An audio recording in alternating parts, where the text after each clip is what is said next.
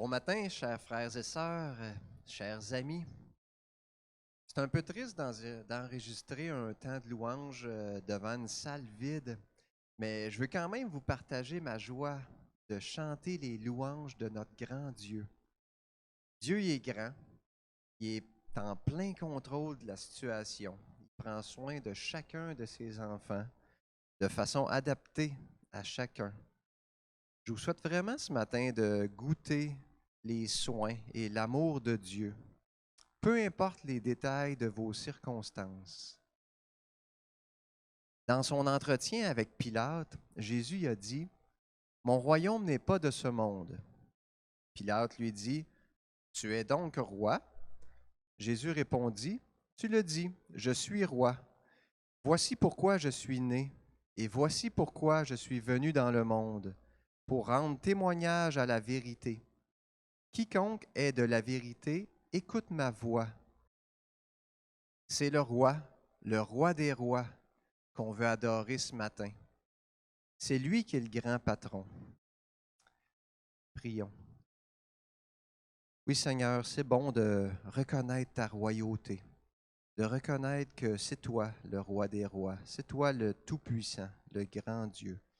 Et ce matin, on veut vraiment regarder à toi, louer tes attributs, remercier pour toutes les bénédictions que tu pourvois.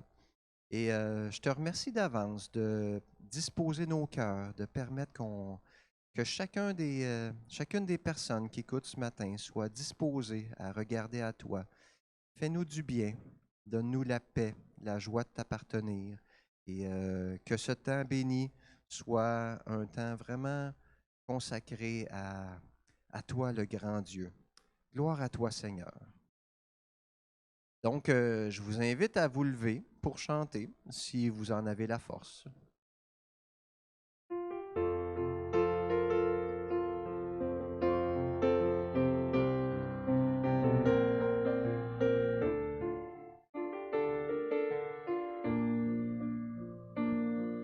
Dans son amour, Dieu le Père envoya son Fils Jésus pour apporter la lumière à tous ceux qui sont perdus.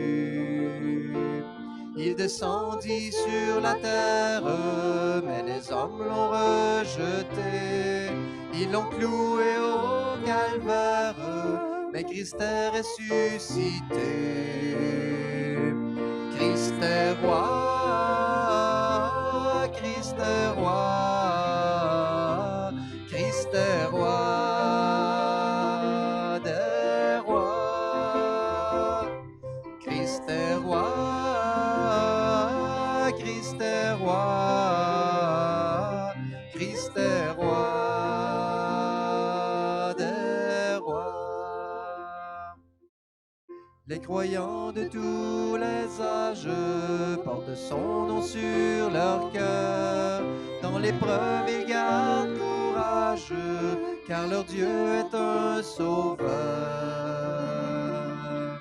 Ils vont par toute la terre annoncer le Fils béni, fiers de porter leur bannière sur laquelle il est écrit. Christ est roi, Christ est roi, Christ est roi des rois. Christ est roi, Christ est roi, Christ est roi des rois. Un jour les chrétiens du monde seront rassemblés par lui. Ils sortiront de leur tombe, car en lui ils ont la vie. Ils formeront un royaume, la terre sera leur pays. Leur hymne sera un psaume à la gloire du Messie. Christ est roi, Christ est roi, Christ est roi des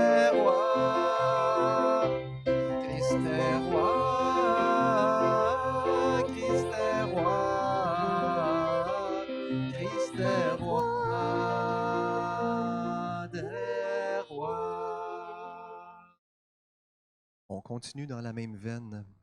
Honorer le roi.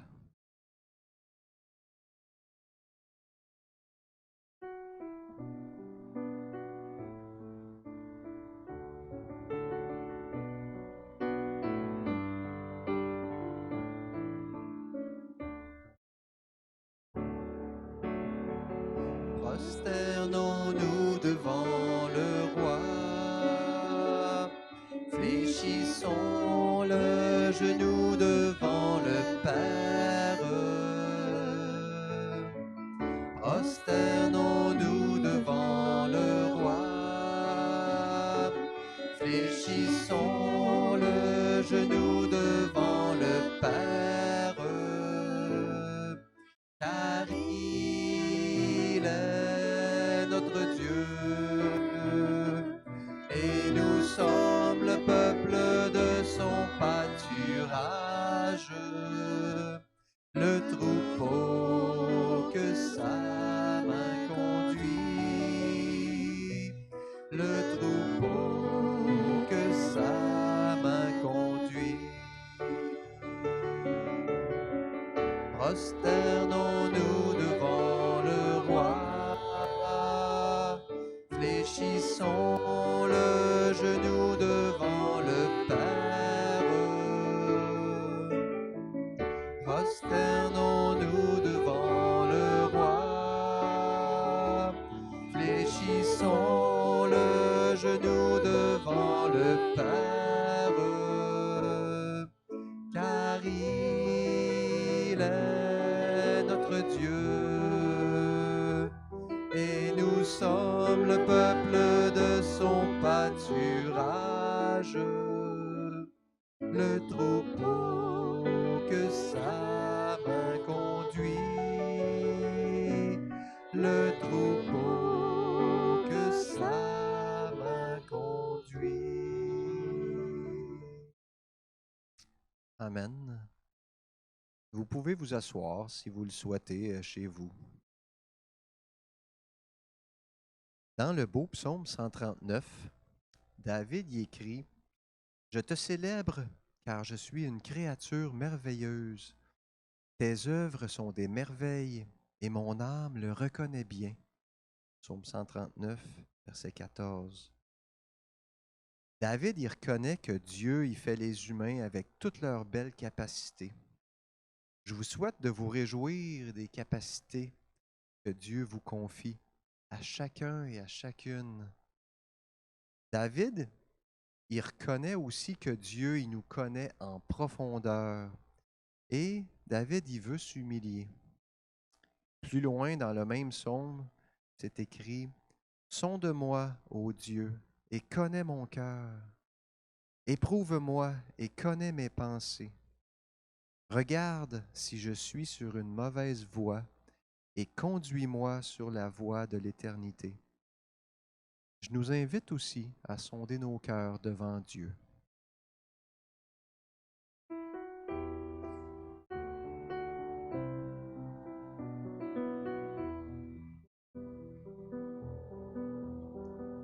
Sonde-moi, ô Dieu, et connais mon cœur.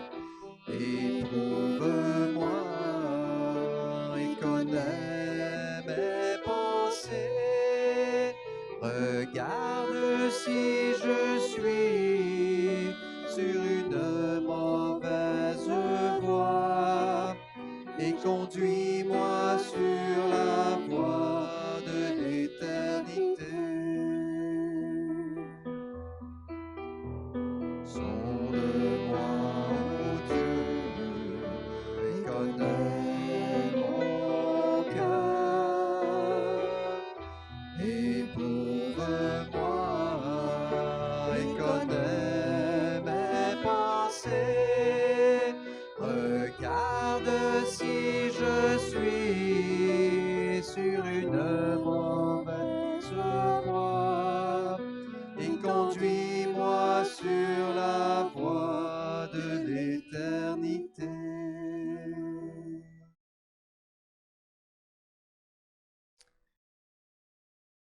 Oui, s'examiner amène parfois une certaine tristesse quand le Saint-Esprit nous révèle nos manquements, nos péchés.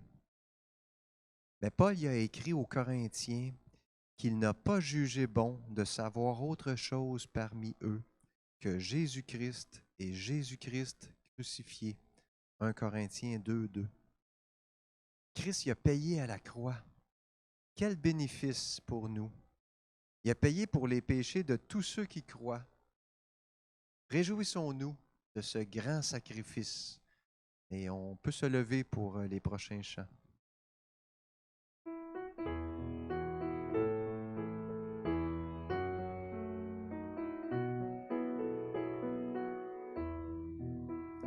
Quel sauveur merveilleux je possède, il s'est sacrifié pour moi, et sa vie innocente il cède pour mourir sur l'infâme bois, attaché à la croix pour moi, attaché à la croix pour moi.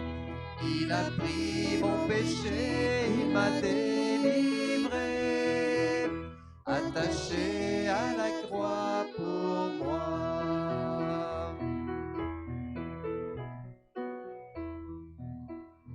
Il renonce un moment à son trône pour le plan rédempteur de Dieu, déposant pour moi sa couronne, un tel prix pour me rendre heureux, attaché à la croix pour moi, attaché à la croix pour moi. Il a pris mon péché, il m'a délivré, attaché à la croix pour moi.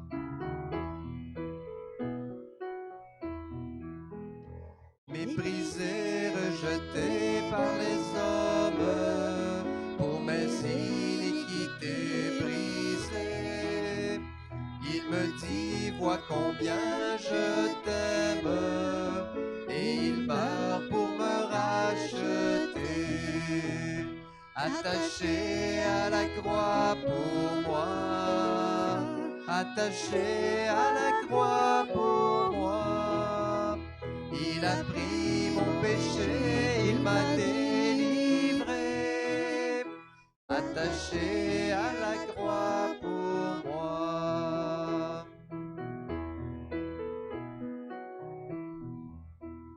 Le salut accompli sur la terre, mon sauveur monta au ciel, mais bientôt il va reparaître, mon bonheur sera éternel, attaché à la croix pour moi, attaché à la croix pour moi. Il a pris mon péché, il m'a délivré, attaché à la croix pour moi. Amen. Et notre statut de racheté nous donne accès au Père par le Fils. N'hésitons pas à crier à lui.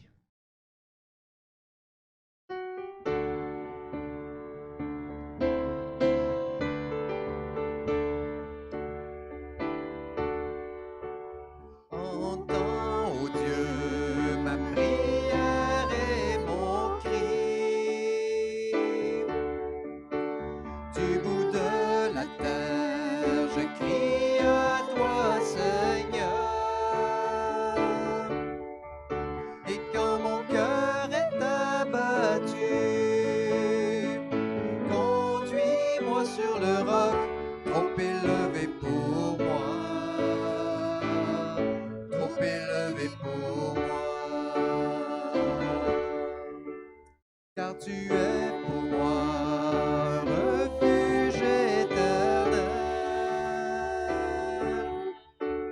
et tu es mon roi face à mes ennemis.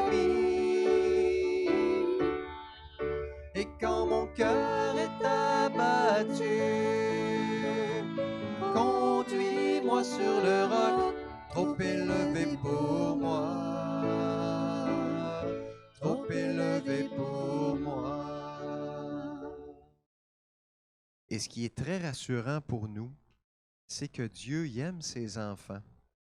Le patron de l'univers nous connaît et nous aime, et il veut notre bien. Chantons-le ensemble.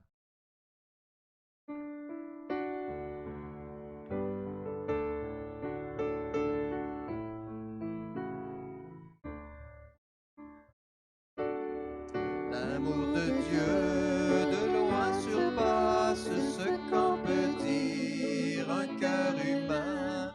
Il est plus grand que les espaces, même en l'abîme, il nous atteint. Pour le péché de notre monde, Dieu nous donna Jésus. Il nous pardonne aux peines profondes, il sauve les perdus. L'amour de Dieu, si fort, si tendre, est un amour sans fin. Tel est le chant que font entendre les anges et les saints. Verser de l'encre dans les ondes, changer le ciel en parchemin. Tendez la plume à tout le monde et que chacun soit écrivain. Vous dire tout l'amour du Père ferait tarir les eaux et remplirait la place entière sur ces divins rouleaux. L'amour de Dieu, si fort, si tendre, est un amour sans fin. Tel est le chant que font entendre les anges et les saints. Et que le monde un jour chancelle avec ses trônes, ses rois, quand trembleront tous les rebelles, soudain saisis d'un grand effroi. De Dieu l'amour que rien ne lasse, pour nous encore vivra. C'est le miracle de la grâce. Amen, alléluia. L'amour de Dieu, si fort, si tendre, est un amour sans fin. Tel est le chant que font entendre les anges et les saints. Et avant la prédication, laissons-nous bercer par l'espérance de voir Jésus, de voir le Sauveur, la destination finale. Quel privilège!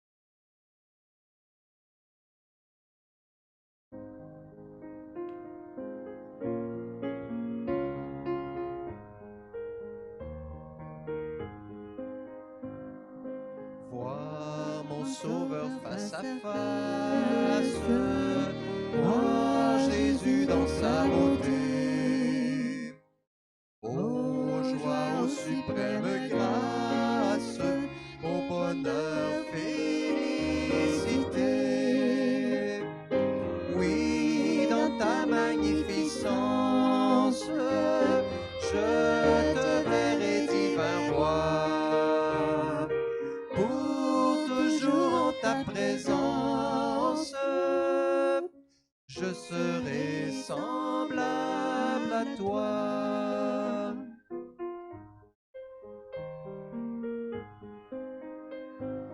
Ta gloire est encore cachée sous un voile ensanglanté. Bientôt sera révélée ton ineffable beauté. Oui, dans ta magnificence, je te verrai, divin roi. Pour toujours en ta présence, je serai semblable à toi.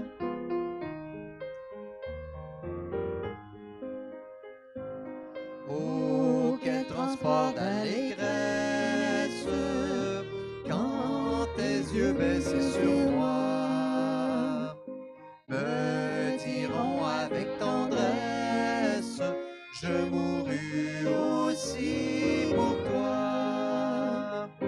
Oui, dans ta magnificence, je te verrai divin roi. Pour toujours en ta présence,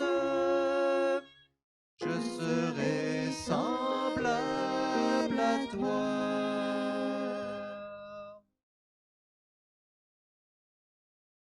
Ô Seigneur, il sera bon de te voir face à face, voir le Christ, voir le Messie resplendissant.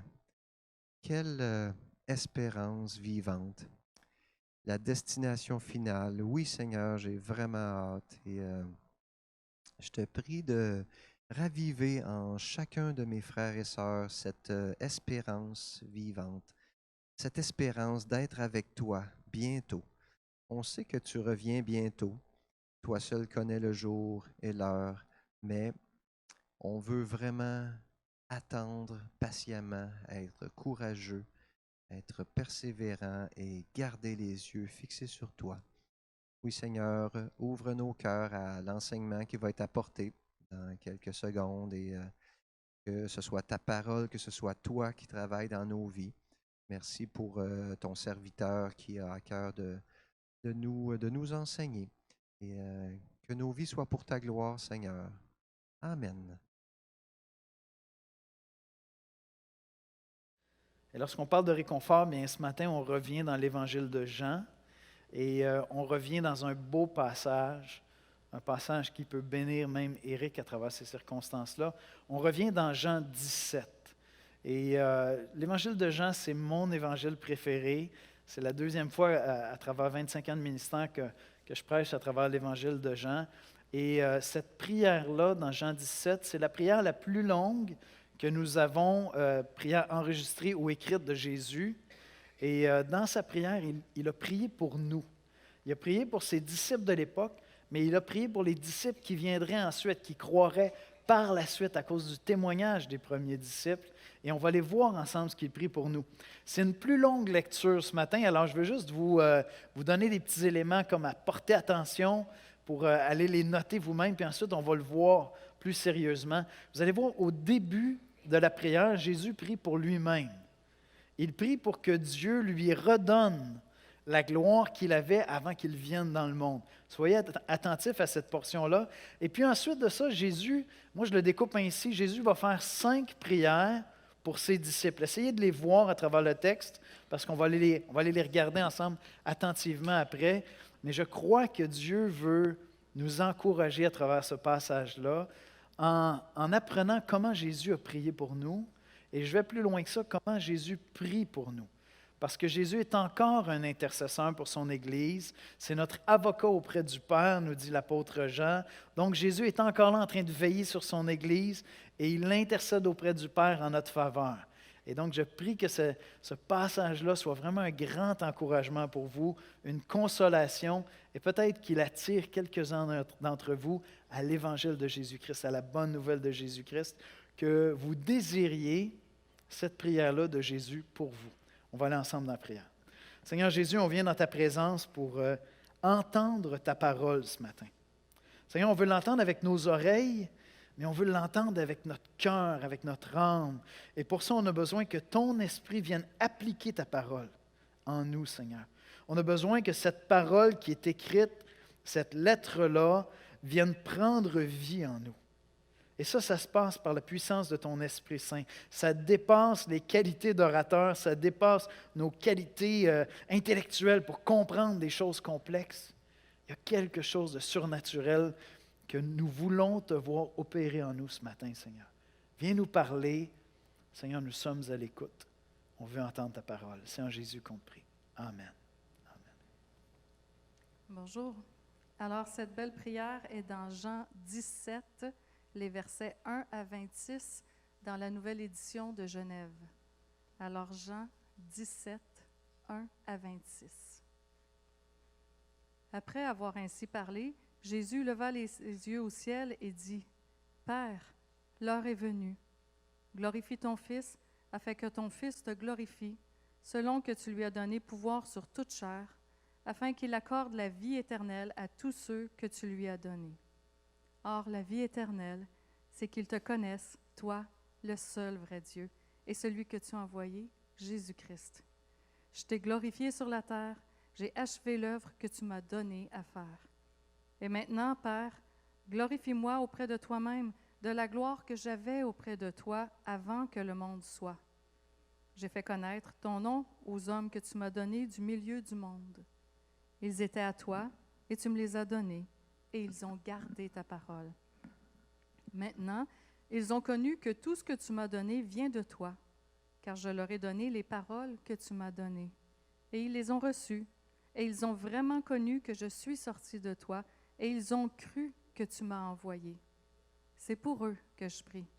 Je ne prie pas pour le monde, mais pour ceux que tu m'as donnés, parce qu'ils sont à toi. Et tout ce qui est à moi est à toi, et ce qui est à toi est à moi, et je suis glorifié en eux. Je ne suis plus dans le monde, et ils sont dans le monde, et je vais à toi. Père Saint, garde-les en ton nom que tu m'as donné, afin qu'ils soient un comme nous. Lorsque j'étais avec eux dans le monde, je les gardais en ton nom. J'ai gardé ceux que tu m'as donnés, et aucun d'eux ne s'est perdu, sinon le fils de perdition, afin que l'Écriture soit accomplie. Et maintenant, je vais à toi. Et je dis ces choses dans le monde, afin qu'ils aient en eux ma joie parfaite. Je leur ai donné ta parole, et le monde les a haïs, parce qu'ils ne sont pas du monde, comme moi, je ne suis pas du monde. Je ne te prie pas de les ôter du monde, mais de les préserver du malin. Ils ne sont pas du monde, comme moi, je ne suis pas du monde. Sanctifie-les par ta vérité. Ta parole est la vérité. Comme tu m'as envoyé dans le monde, je les ai aussi envoyés dans le monde. Et je me sanctifie moi-même pour eux, afin qu'eux aussi soient sanctifiés par la vérité. Ce n'est pas pour eux seulement que je prie, mais encore pour ceux qui croiront en moi par leur parole, afin que tous soient un, comme toi, Père, tu es en moi, et comme je suis en toi, afin qu'eux aussi soient un en nous, pour que le monde croie que tu m'as envoyé. Je leur ai donné la gloire que tu m'as donnée, afin qu'ils soient un comme nous sommes un, moi en eux et toi en moi, afin qu'ils soient parfaitement un, et que le monde connaisse que tu m'as envoyé et que tu les as aimés comme tu m'as aimé. Père, je veux que là où je suis, ceux que tu m'as donnés soient aussi avec moi, afin qu'ils voient ma gloire, la gloire que tu m'as donnée, parce que tu m'as aimé avant la fondation du monde. Père juste, le monde ne t'a point connu, mais moi je t'ai connu, et ceux-ci ont connu que tu m'as envoyé. Je leur ai fait connaître ton nom, et je le leur ferai connaître, afin que l'amour dont tu m'as aimé soit en eux, et que je sois en eux. Merci, Esther.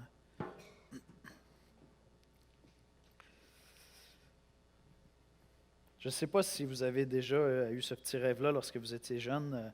J'imagine que tout le monde a rêvé ça, de trouver un jour la lampe d'Aladin, puis de pouvoir avoir votre petite lampe, puis pouvoir frotter votre petite lampe, puis faire un vœu, puis dès que vous faites un vœu, ça s'exécute. Vous n'êtes pas comme ça? Oui. Moi, j'étais un petit wise. Je me disais, si je trouve une lampe, mon premier vœu, ça va être de pouvoir faire des vœux à l'infini. Comme ça, j'allais être correct. Mais c'est pas comme ça que la prière fonctionne, hein? Dieu n'est pas un génie qui sort d'une lampe à notre service. Puis, non, la prière, c'est une relation. C'est une relation qu'on a avec Dieu.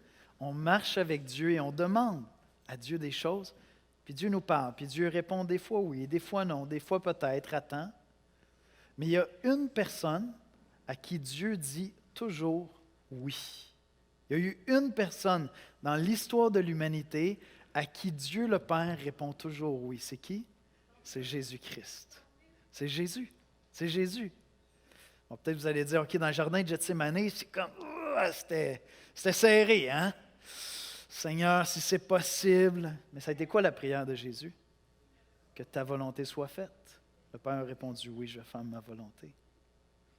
Savez-vous quoi? Jésus a prié pour toi et moi. Est-ce que tu aimerais savoir comment Jésus, à qui le Père répond toujours oui, a prié pour toi? C'est ça qu'on va voir ensemble ce matin. Voici comment je résumerai l'exposé de ce matin.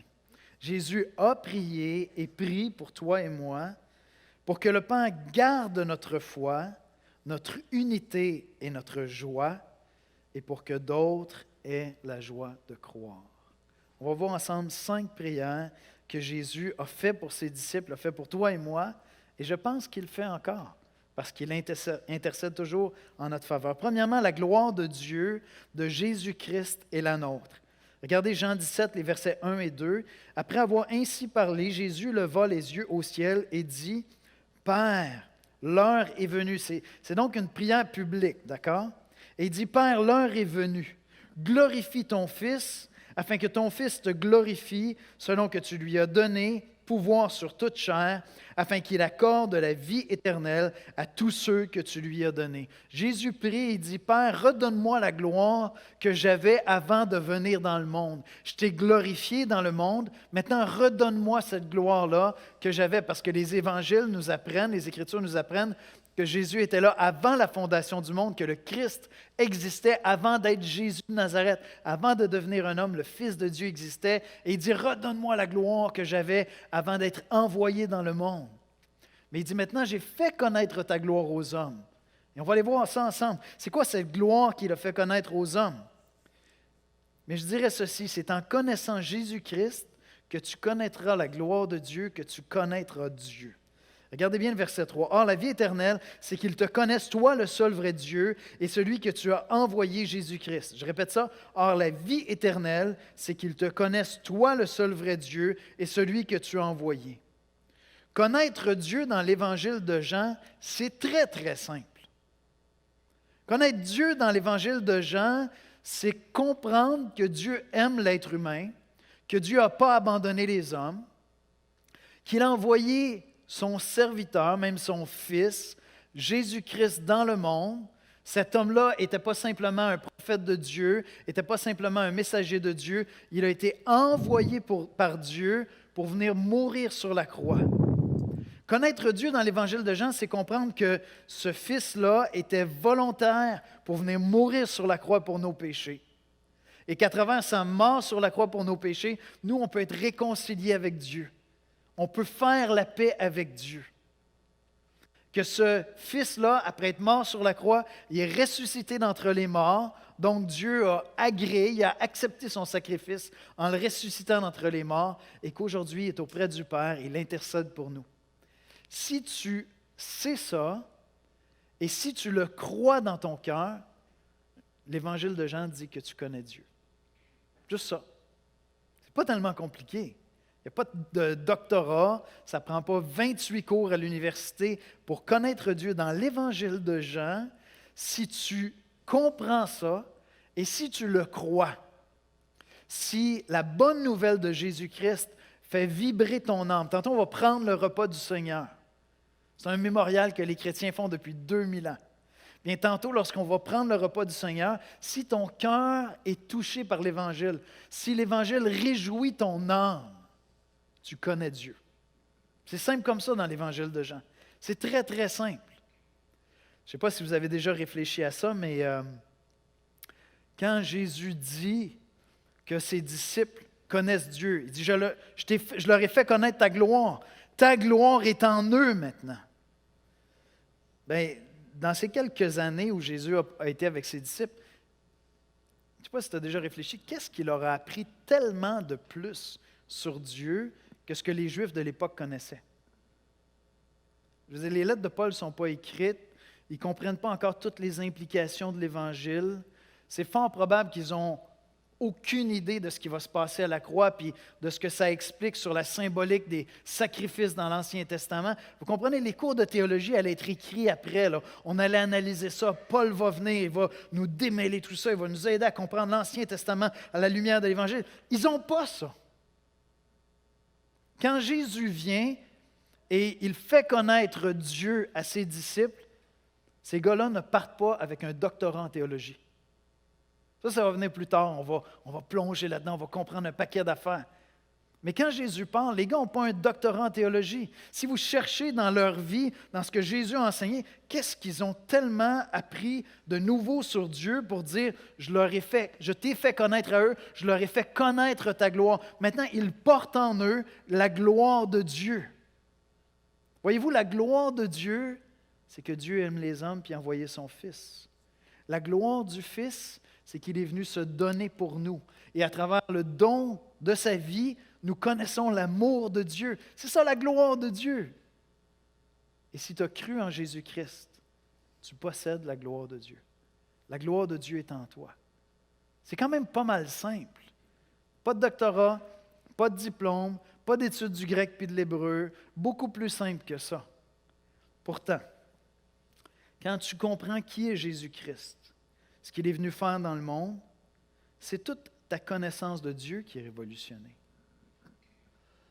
C'est toute ton expérience de Dieu qui est révolutionnée. Comprendre la bonne nouvelle, l'Évangile, et y croire de tout ton cœur, ça vient révolutionner ta compréhension du monde, ta manière de voir le monde autour de toi, du sens de la vie, de ton rapport à Dieu, de ta compréhension de la religion. C'est quoi la religion? Quand tu as compris l'Évangile, ta compréhension de la religion est complètement changée, complètement bouleversée.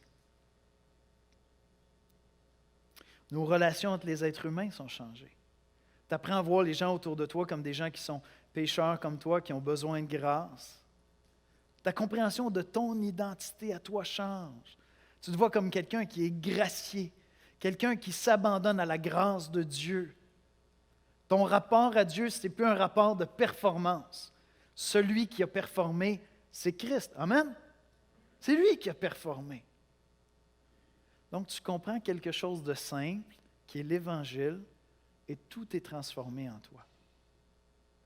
Et lorsque Jésus dit dans ce passage qu'il leur a donné à ses disciples la gloire de Dieu et que la gloire de Dieu est en eux, bien, je veux dire, les gars n'étaient pas très hot encore. Là. Ils n'ont même pas le Saint-Esprit encore. Pourtant, ils ont saisi des choses par rapport à Dieu. Je veux dire, quelques instants plus tard, Jésus va être arrêté puis ils vont tous se pousser. Ce n'étaient pas des gars tellement hot. Mais ils avaient reconnu que Jésus venait de Dieu. Ils savaient que c'était le Fils de Dieu. Et bientôt, ils allaient saisir pourquoi il venait mourir sur la croix. Donc, ce que je te dis ce matin, c'est que ça peut faire une semaine que tu es chrétien, ça peut faire 30 ans que tu es chrétien. Au jour où tu saisis l'Évangile, tu as compris le message de l'Évangile. Ça, c'est un miracle, ça se produit par l'Esprit Saint qui vient faire ça en nous. Au jour où tu as compris pourquoi Christ est venu dans le monde, pourquoi il est mort sur la croix, pourquoi il est ressuscité d'entre les morts, qu'est-ce qu'il fait actuellement, ça, c'est un miracle. C'est l'Esprit Saint qui vient te le révéler et la gloire de Dieu habite en toi. C'est un message tout simple. La gloire de Dieu ne sera pas plus grande au jour de ma mort qu'au jour de ma conversion. Parce que j'ai reçu ce message tout simple de l'Évangile. Et cette gloire-là habite en toi si tu as cru en Jésus-Christ. C'est quelque chose de glorieux, n'est-ce pas? C'est quelque chose de glorieux de marcher dans le monde en comprenant pourquoi je suis sur la terre. De marcher dans le monde en comprenant que même si je tombe aujourd'hui, même si ma vie chrétienne n'est pas sublime aujourd'hui, même si je suis déçu de moi-même, même si demain matin je me regarde dans le miroir et je dis « Ouais, c'est ordinaire ». À l'intérieur de moi, parce que j'ai connu Jésus-Christ, il y a la gloire de Dieu. Parce que les disciples n'avaient pas de diplôme, mais ils savaient que Jésus venait du Père. Et ils savaient qu'il était le Messie. Et bientôt, ils allaient saisir la puissance et la grandeur de l'Évangile véritablement. La question la plus importante que tu peux te poser aujourd'hui, c'est Est-ce que la gloire de Dieu est en toi? Est-ce que tu as cru dans l'Évangile de Jésus-Christ? Est-ce que tu comprends ces choses-là et est-ce que ces vérités-là font vibrer ton âme? Est-ce que le rappel de l'Évangile t'aide à être en paix avec toi-même, avec le monde, avec Dieu, parce que tu sais que tu es caché en Jésus-Christ? Tu es caché dans son œuvre à lui. Et si ta réponse c'est oui, la gloire de Dieu est en toi. Ce n'est pas toi qui es glorieux, c'est la gloire de connaître Jésus-Christ qui est en toi. Et peut-être que tu es ici ce matin parce que tes parents t'ont tiré par les cheveux, t'amené à l'église. J'espère que non. Mais ils t'ont dit, tu sais, nous autres, on est chrétiens, fait que tu viens à l'église. OK, c'est correct. Mais en même temps, ça ne fait pas de toi un chrétien. Hein? Ce n'est pas de venir à l'église qui fait de toi un chrétien. C'est de prendre ce message glorieux de l'Évangile, le laisser entrer dans ton âme. Ça va redéfinir toute ton identité, toute ta vision de toi-même et du monde et de Dieu. J'espère pour toi que ce message glorieux-là est dans ton âme. Et si tu cherches, tu es à la bonne place. Tu es à la bonne place. Il y a plein de gens ici qui veulent t'aider dans ce cheminement-là pour te faire découvrir la gloire de Dieu. La gloire de Dieu.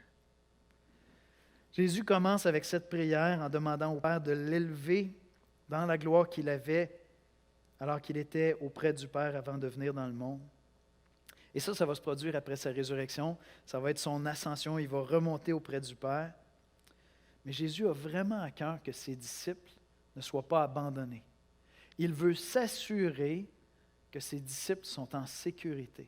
Alors qu'il était sur la terre, quand des gens venaient pour déformer le message de Dieu, il était là, il veillait, il intervenait, il corrigeait les faux enseignants qui venaient pour essayer d'éloigner les disciples de lui. Mais il dit, maintenant, je m'en vais auprès du Père. Et Jésus veut s'assurer que ses disciples sont en sécurité. Et donc, il va faire 5 prières. Je le résume comme ça. On pourrait le résumer autrement. 5 prières. Il va prier pour la foi. Il va demander au Père de garder la foi de ses disciples. Il va prier pour que l'unité soit gardée au milieu des disciples. Parce que la manifestation de la gloire de Dieu sur la terre dépend de l'unité dans l'Église. On sait très bien que l'Église est là comme un flambeau qui brille. Il va prier pour la joie. Donc la foi, l'unité, la joie de ses disciples. Et il va prier pour que d'autres, à travers le témoignage des disciples, entrent dans la joie. Et la joie de connaître Jésus-Christ. Enfin, il va prier, 5e prière, pour que ses disciples soient réunis avec lui dans la gloire très bientôt. 5 prières. Foi, unité, joie, que d'autres entrent dans la joie. La 5e, qu'on puisse être réunis dans la gloire avec lui. Regardez le verset 9. C'est pour eux que je prie, je ne prie pas pour le monde, mais pour ceux que tu m'as donnés parce qu'ils sont à toi. Intéressant de voir que Jésus dit au Père, je ne te prie pas pour le monde, je te prie pour ceux que tu m'as confiés. Je les ai gardés, je les ai protégés, je leur ai fait connaître ton nom. C'est pour toi et moi que Jésus a prié, pas pour le monde. Jésus a prié pour que le Père garde ta foi, garde notre unité, garde ta joie. Et j'ai une question pour toi. Est-ce qu'il t'arrive de douter que le Père répond aux prières de Jésus? On a dit, Jésus, ce n'est pas le génie qui sort de la lampe d'Aladin qui est là pour te servir. Mais on a dit aussi, le Père acquiesce, répond favorablement aux prières de Jésus. Quand tu penses à ta foi, à ta joie, à l'unité, est-ce qu'il t'arrive de douter que le Père répond oui aux prières de Jésus? Est-ce que ton expérience t'amène à douter? On n'en est pas toujours conscient, on ne fait pas toujours le lien, mais ce qui t'arrive, c'est possible. C'est possible. Père, garde leur foi. Regardez le verset 11. Je ne suis plus dans le monde et ils sont dans le monde. Et je vais à toi, Père Saint, garde-les en ton nom que tu m'as donné, afin qu'ils soient un comme nous sommes un. Regardez le verset 15. Je ne prie pas de les ôter du monde, mais de les préserver du malin. Donc, on n'est pas retiré du monde, on n'est pas appelé à aller vivre ensemble dans des monastères, hein, à se cacher, à s'isoler, à se protéger. Et les moines qui vont vivre dans des monastères, ce n'est pas qu'ils sont complètement détachés du monde, Souvent, ils font plein d'œuvres pour servir le monde, mais en même temps, ils vont comme se mettre à l'abri.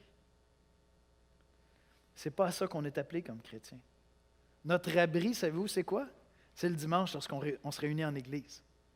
Là, on est ensemble, on est en train de louer le Seigneur, on vient fortifier notre foi, on élève des chants de louange, on s'en va dans la parole, on veut grandir dans la parole. Amen, on est ensemble pour se fortifier. Mais nous sommes appelés à être dans le monde, constamment en relation avec le monde. Et il y a toutes sortes de tentations, il y a toutes sortes de défis, il y a toutes sortes de combats, il y a des pensées qui entrent en compétition avec la pensée de Dieu. Le Seigneur a prié que le Père garde notre foi. C'est intéressant dans le passage, Jésus parle du fait que ses disciples lui ont été donnés par Dieu. Verset 6, « J'ai fait connaître ton nom aux hommes que tu m'as donnés du milieu du monde. » Est-ce que tu es convaincu, si tu as la foi, que le Père t'a donné au Fils? C'est un élément important de notre foi. Ce n'est pas quelque chose de banal pour nous, cette idée que le Père m'a donné au Fils. Parce que mon assurance, mon repos, ma confiance est dans le fait que Dieu volontairement a donné Yannick Étier à Jésus-Christ. Puis Jésus-Christ a dit, « Père, tu me donnes Yannick Étier, je vais en prendre soin. Toi, garde-le. » Il est précieux parce que tu me l'as donné. Est-ce que tu peux mettre ton nom à cet endroit-là? Dans les églises évangéliques, généralement, on a une confession de foi. Peut-être que vous n'êtes pas familier avec ça. Une confession de foi, c'est un résumé, c'est une synthèse de ce qu'on croit. La Bible, c'est large, c'est vaste. Bon, qu'est-ce qu'on croit? On résume ça dans une confession de foi. Dans notre confession de foi, si tu vas sur le site web, tu vas voir la définition de ce qu'on appelle le salut. Comment on fait pour être sauvé? Je vous le lis rapidement. Vous allez voir, il y a un élément dont on parle ce matin qui est super important. Nous croyons que le salut vient de la grâce de Dieu, que par le décret du Père, Christ a souffert volontairement une mort sanglante, expiatoire et propitiatoire, ça sera le sujet peut-être d'un autre sermon, ces mots-là, à notre place, et que la justification est par la foi seule dans le tout suffisant sacrifice et la résurrection du Seigneur Jésus-Christ. Écoutez ceci, et que tous ceux qui sont nés de l'Esprit de Dieu seront divinement gardés et finalement rendus parfaits à l'image du Seigneur. Des fois, en théologie, on parle de la persévérance finale des saints. Jésus nous dit, « J'ai perdu aucun de ceux que tu m'as donnés. Si ce n'est celui que tu avais destiné à autre chose, mais j'ai perdu aucun de ceux que tu m'as donnés. Et je vais les garder, et je te prie maintenant de les garder parce que je m'en vais auprès de toi. » Est-ce que tu as cette conviction profonde que Dieu te garde et qu'il va te garder jusqu'à la fin, que tu vas persévérer jusqu'à la fin? C'est ce que nous croyons ici, c'est ce qu'on lit ici. Dieu va me garder jusqu'à la fin. Il y a des moments où je me regarde et je dis, je ne sais pas si je vais toffer. Mais ce n'est pas en moi que je regarde. Ce n'est pas en moi que je regarde, c'est au Père qui me garde par la puissance de l'Esprit Saint. Et oui, il arrive qu'il y en a qui quittent l'Église, qui quittent la foi. Certains d'entre eux reviennent, puis on dit, OK, ils se sont égarés. Il nous arrive tous de s'égarer. Certains d'entre eux sont vraiment chrétiens. Le Seigneur va les rappeler auprès d'eux, des fois très tôt dans leur vie. Et certains d'entre eux abandonnent pour de bon. L'apôtre Jean nous dit, ils sont sortis du milieu de nous parce qu'ils n'étaient pas des nôtres. C'est très possible de faire une belle profession de foi. Tu sais, tu entends l'Évangile, tu dis « Wow, c'est tellement beau l'Évangile, c'est incroyable, c'est touchant. » Je parlais avec des gens tout à l'heure après le service, des gens qui sont touchés par l'Évangile. Reste à voir l'œuvre que Dieu va faire en eux. Et donc, c'est possible de s'emballer pour l'Évangile, puis dans le fond, de ne pas être chrétien. C'est tout à fait possible. Personnellement, j'ai fait profession de foi. J'ai cru en Jésus-Christ quand j'avais 9 ans. J'ai encore ma première Bible que j'ai eue, c'est écrit dedans à 9 ans. Je crois, dans mon expérience aujourd'hui, que je suis devenu chrétien à 19 ans. 19 ou 18, là, ma femme saura vous le dire. Je crois que c'est là que je me suis converti. J'avais un bel enthousiasme, je veux dire, lorsque ma professeure de flûte à bec me racontait l'Évangile, c'est une chrétienne, puis elle m'expliquait l'Évangile, je trouvais ça beau, puis je disais, « Ah oui, moi je veux ça. » Puis là est venu le moment de suivre Jésus, puis j'ai dit, peut-être pas ce morceau-là, par exemple. Et plus tard, j'ai cru. Donc, je ne sais pas où est-ce que tu es, mais moi, je sais que j'ai cru, et pour cette raison-là, je sais que le Père m'a donné au Fils, que le Père va garder ma foi. Il va me garder en lui. Maintenant, regardez comment Dieu nous garde dans la foi. Regardez dans le passage, il nous dit comment il fait ça. Bien, il nous transforme, il nous consacre à lui-même par la vérité qu'il fait grandir en nous. Regardez le verset 17. « Sanctifie-les par ta vérité, ta parole est la vérité. » Sanctifier, ça veut dire consacrer. Lorsque je crois dans l'Évangile, Dieu me consacre à lui. Je suis appelé maintenant enfant de Dieu. Je suis consacré à servir Dieu. Et comment est-ce qu'il me fait grandir dans ça? Il me transforme. Le mot sanctifié représente ces deux idées-là. Je suis consacré et je suis transformé de plus en plus à l'image de Jésus-Christ. Ici à l'Église, on dit souvent, Christ est formé en nous. L'apôtre Paul dit ça jusqu'à ce que Christ soit formé en vous. Comment est-ce que ça se fait? Ça se fait par la parole de Dieu. Donc, quand je crois dans l'Évangile, la gloire de Dieu vient en moi. Je suis sauvé, je suis un enfant de Dieu. J'ai cru en Jésus-Christ. La gloire de Dieu est en moi. Et progressivement, je grandis dans la parole de Dieu. Progressivement, je grandis, je suis transformé de plus en plus à l'image de Christ. Et c'est comme ça que Dieu nous garde. C'est en nous transformant de plus en plus à l'image de Christ. Je vais progressivement être transformé à l'image de Christ. C'est pour ça qu'à l'Église de l'Espoir, régulièrement, ce qu'on essaie de faire généralement, c'est vraiment d'exposer les Écritures. Vous voyez, on revient dans la série dans Jean. Puis, si je fais un bon travail ce matin, vous voyez le message dans la parole de Dieu.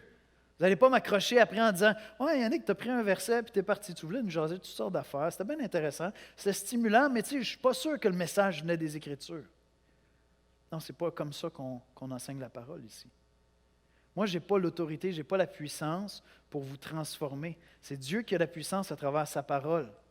C'est sa parole qui nous transforme. C'est sa parole qui nous transforme de plus en plus à l'image de Christ. Et donc, si on fait un bon travail lorsqu'on expose la parole, c'est vraiment ça, on expose les Écritures. On vous aide, on s'aide les uns les autres à comprendre les Écritures et on invite l'Esprit Saint à venir appliquer les Écritures dans notre âme pour qu'on soit transformé à son image. Et c'est comme ça que Dieu nous garde dans la foi. Il nous sanctifie par la vérité et la vérité est dans sa parole. Dans la parole. Amen? Sa vérité est dans la parole. Et c'est pour ça qu'on prend le temps de lire les Écritures. Vous venez ce matin et vous dites, aïe, aïe, 26 versets. Moi, je décroche toujours au 3e verset, tu sais.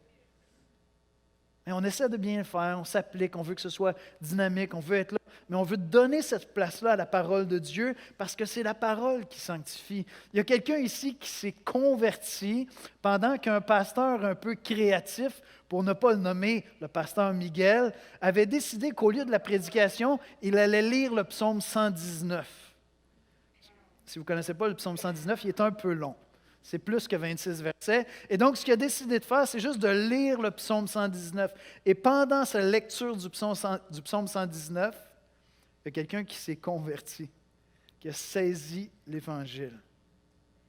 Parce que c'est la parole de Dieu. C'est la parole de Dieu. Et donc, c'est volontaire si on prend le temps de lire les Écritures, dimanche après dimanche ici, ça fait partie de notre liturgie, notre manière d'expérimenter ensemble la présence de Dieu, la gloire de Dieu. Puis ensuite, on expose les Écritures ensemble. Jésus demande, « Père, garde-les dans la foi. » Ensuite, il dit, « Garde leur unité. » Garde-les dans l'unité. Regardez le verset 23. « Moi en eux, toi en moi, afin qu'ils soient parfaitement un, et que le monde connaisse que tu m'as envoyé et que tu les as aimés comme tu m'as aimé. » Jésus a prié pour l'unité dans l'Église locale. Maintenant, si vous connaissez les églises, ce n'est pas toujours l'unité merveilleuse. Comment on fait pour garder l'unité dans l'Église locale?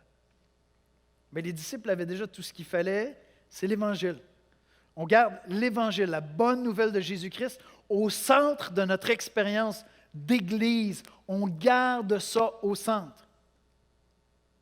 Et donc, la grâce va toujours être là. On peut avoir des désaccords, on peut avoir des divergences, on peut avoir des opinions différentes. Mais ici, à l'Espoir, l'Évangile est au centre et on ramène constamment l'Évangile. Et j'étais terriblement reconnaissant pendant la crise sanitaire, de ne pas voir l'Église de l'Espoir se diviser. Vous savez qu'il y a des églises qui ont été divisées pendant la crise sanitaire, qui se sont entredéchirées, des anciens, des pasteurs sur un collège d'anciens qui sont partis en chicane avec l'Église. Et par la grâce de Dieu, le respect a été là. Malgré des convictions différentes, on n'est pas tous au même endroit sur la manière que ça a été géré, sur la vaccination, tout le kit. On n'est pas tous au même endroit. Et pourtant, il y a du respect parce qu'on garde l'Évangile au centre. Pendant la COVID, il y a des moments où mon cœur a été troublé. Pour être très franc avec vous, il y a de très grands moments où mon cœur a été beaucoup troublé. Et puis un jour, j'ai un grand ami à moi, encore une fois pour ne pas le nommer, Jean-Paul Gagné, qui a pris un temps avec moi et qui m'a dit, Yannick, j'ai l'impression que l'Évangile n'est plus au centre de ton cœur, de tes pensées.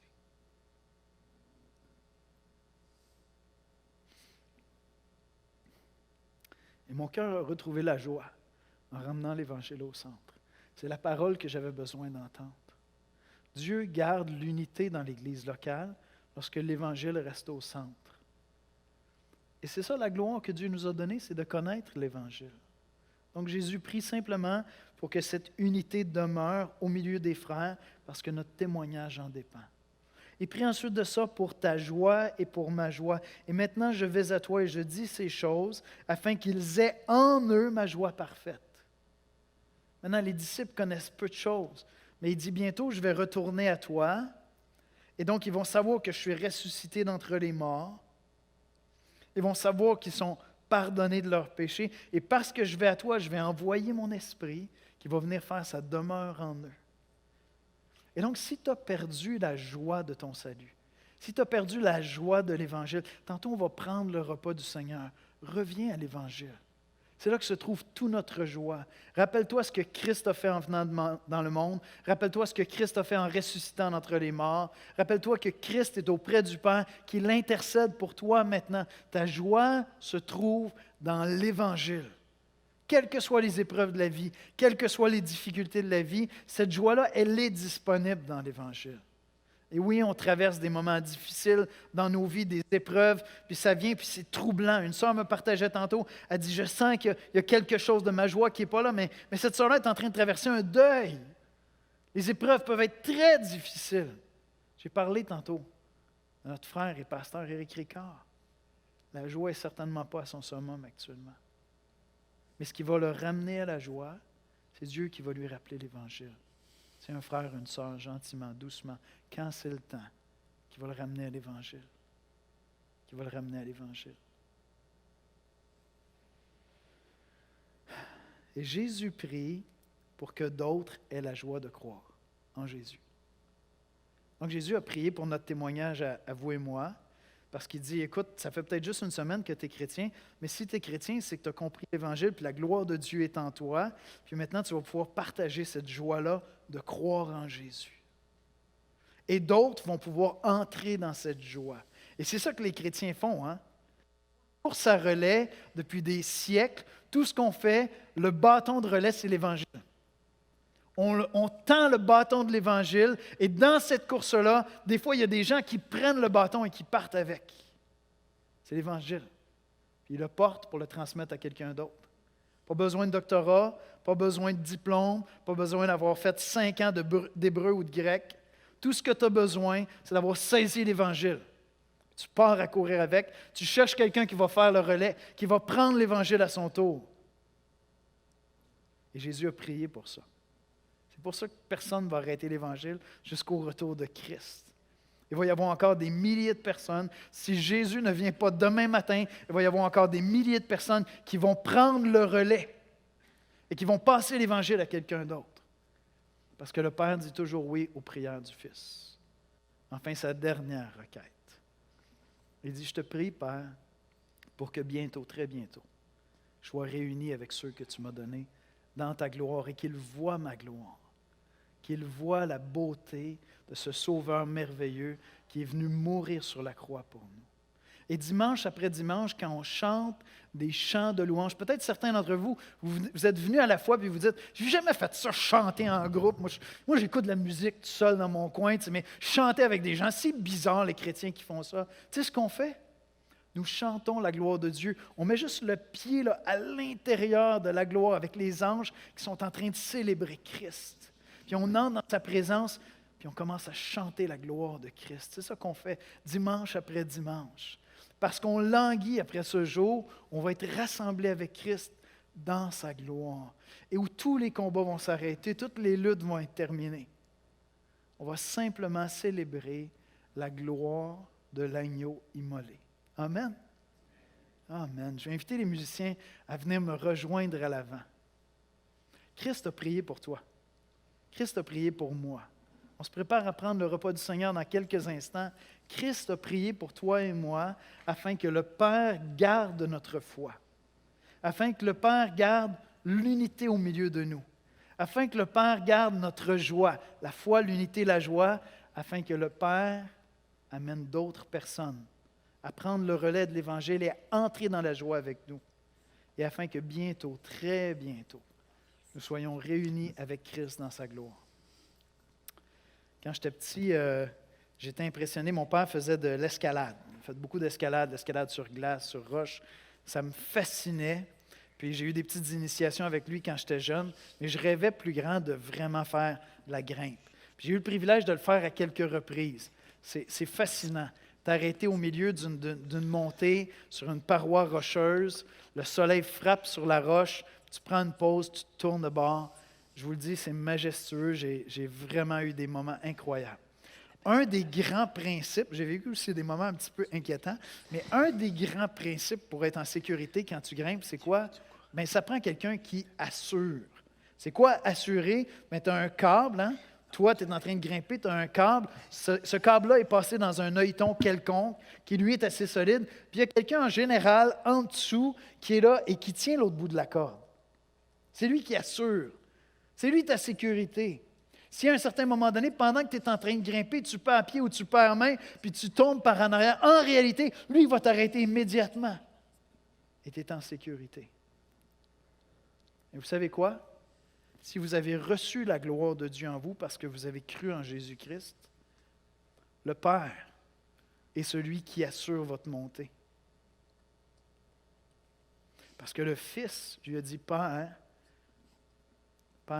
garde-les, assure leur sécurité. Et le Père dit toujours oui au Fils. Toujours oui au Fils. On va prier ensemble. Seigneur Jésus, on vient dans ta sainte présence parce que tu es merveilleux. Tu es juste absolument merveilleux, Seigneur. Et on veut célébrer ta gloire, on veut célébrer ta grandeur. Je te prie, Seigneur, pour ceux qui sont au milieu de nous, qui entendent ce message, qui le trouvent beau, mais qui n'ont pas été encore saisis par la beauté de l'Évangile, par ta splendeur, Jésus. Je te prie de venir opérer en eux ce miracle extraordinaire. Lorsque les yeux de ton cœur s'ouvrent et que tu commences à croire avec toute ton âme que ce sacrifice-là a été fait pour toi. Et je te prie pour chacun d'entre nous, Seigneur, qui sommes chrétiens, viens nous aider à nous reposer dans ta grâce, Seigneur. Viens nous aider à poursuivre la marche chrétienne, à te suivre, Seigneur, à chercher à t'imiter, mais non pas en s'appuyant sur nos forces, en sachant que c'est toi qui assures notre sécurité, Père, que tu es celui qui garde notre foi, qui garde l'unité dans cette Église, qui garde notre joie, Seigneur, celui qui nous donne de transmettre fidèlement l'Évangile, et que très bientôt, nous serons réunis avec toi dans ta gloire, Seigneur. Rappelle-nous cette assurance dans l'Évangile. C'est en ton précieux nom que nous prions, Jésus. Amen. Amen. Bon matin à chacun d'entre vous. Déjà le 4e dimanche sans rassemblement physique à l'Église. Ça nous manque, ça me manque de vous voir. J'aimerais vous dire, prenez patience, soyons humbles et soyons bienveillants les uns les autres. 3 attitudes que l'apôtre Paul dit dans Éphésiens chapitre 4, afin qu'on puisse garder cette unité, unie dans l'amour de Christ. Qu'est-ce que Jésus ferait à ce moment-ci? Qu'est-ce qu'il veut nous dire? Certainement, il est en train de nous dire, prions, prions ensemble. Merci Seigneur pour les réunions de prière. Merci pour les frères qui prennent soin les uns des autres, pour les nouvelles que j'entends les uns des autres. Je rends grâce à Dieu pour ça. Notre frère Adrien, Danny, c'est-à-dire, a perdu son père, Adrien Terrien. Il a été appelé à la maison du Père, c'est certain. Ses poumons et difficultés, il est parti en paix avec le Seigneur, c'est certain. Priez pour la famille, pour le salut, soit annoncé à chacun de nous. Danny me disait qu'on ne sait pas encore quand on va avoir les funérailles, ça va être décidé prochainement. Prions pour la santé de Carole, entre autres. Je n'ai pas trop de nouvelles, si vous pouvez vous dire sur le site. On rend grâce à Dieu pour que Dieu fortifie présentement plusieurs qui s'inquiètent, qui ont entre en deux. Alors on prie pour ça, que Dieu nous garde. Prions Dieu ensemble maintenant. Tendre Père, je te remercie Seigneur pour le conseil provisoire dans lequel tu nous as placés, chacun de nous. Merci pour cette grande diversité d'hommes qui cherchent ta face, qui veulent faire le bien pour l'Église, se garder unis les uns les autres. Seigneur, c'est cette pensée qui nous vient. On ne veut pas polariser quiconque, Seigneur, dans nos pensées personnelles, dans nos opinions, mais on cherche ta face, Seigneur. Pardonne-nous, Seigneur, tout jugement, toute emportée émotionnelle, toute chose qui pourrait nous empêcher de voir Jésus dans cette situation.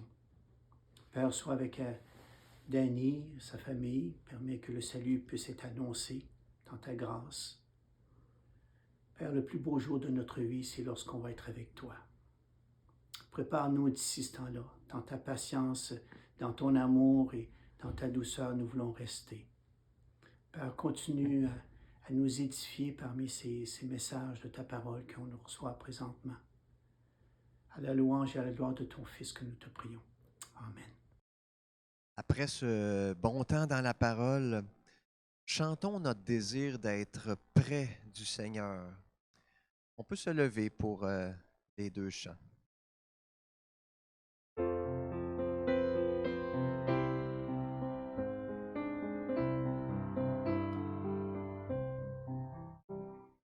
Seigneur, attire mon cœur à toi.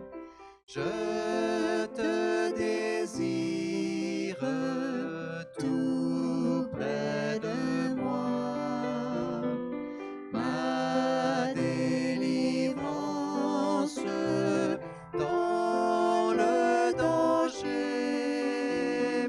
c'est ta présence, divin berger. C'est ta présence, divin berger.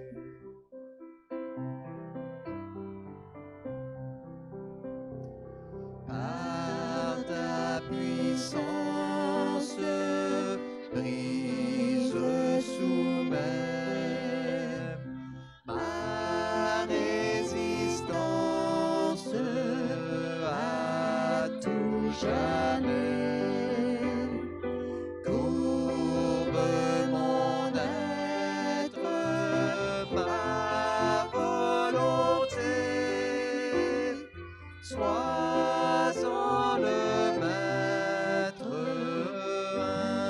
incontesté. Sois-en le maître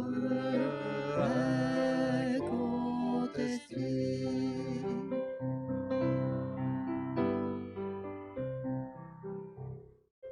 Quand je contemple près de ta croix ton grand exemple, Jésus mon roi, je n'aspire qu'à m'immoler, tant je désire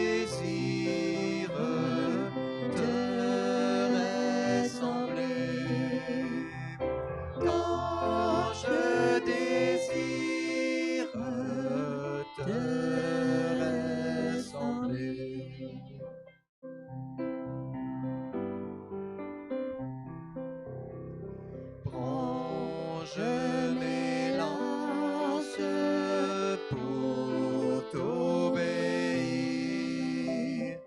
Prends, je m'avance pour te servir.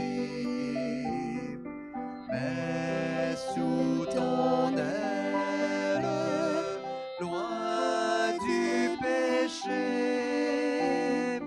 Sauveur fidèle, tiens-moi caché. Sauveur fidèle, tiens-moi caché.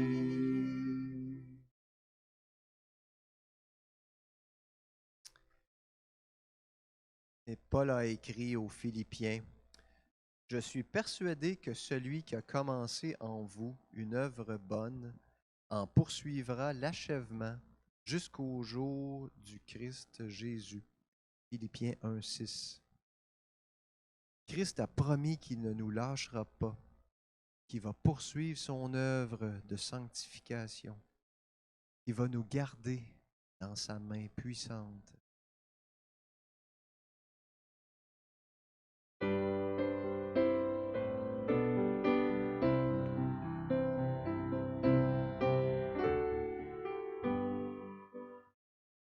Quand vacille ma faible foi, Christ me gardera. Quand le tentateur est là, il me gardera. Sur ce chemin sans son aide, je ne tiendrai pas. Mon amour est souvent tiède, il me gardera. Il me gardera, il me gardera, car mon Sauveur m'aime tant. Il me gardera, il me gardera, il me gardera, car mon Sauveur m'aime tant. Il me gardera.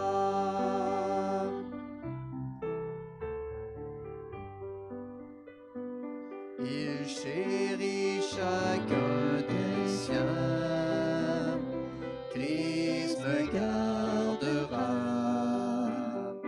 précieux sous son regard saint, il me gardera. Mon âme sera préservée, sa promesse tiendra. Quel grand prix il a payé, il me gardera. Il me gardera, il me gardera, car mon Sauveur m'aime tant. Il me gardera, il me gardera, il me gardera, car mon Sauveur m'aime tant. Il me gardera.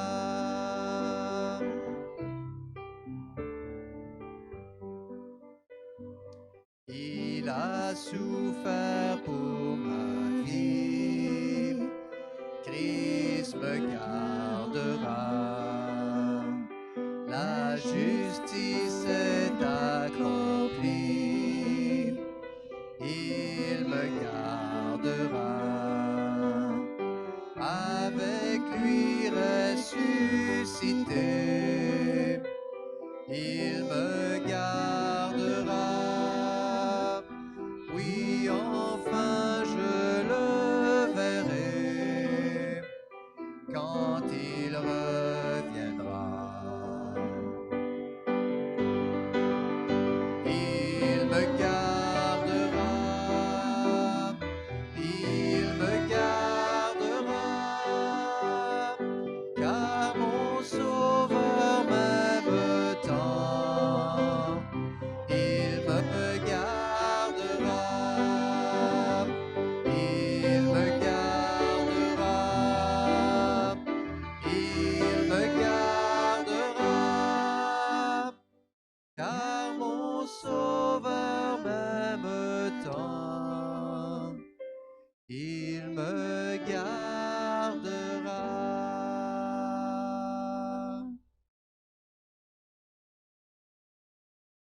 Amen. Il me gardera. Il m'a gardé, il me garde et il me gardera. Et recevons la promesse divine transmise par la lettre de l'apôtre Jean. La grâce, la miséricorde et la paix seront avec nous de la part de Dieu le Père et de la part de Jésus-Christ, le Fils du Père, dans la vérité et l'amour. 2 Jean 3. Donc, je vous souhaite vraiment une bonne semaine à tous. Que Dieu vous garde et on se revoit bientôt. Amen.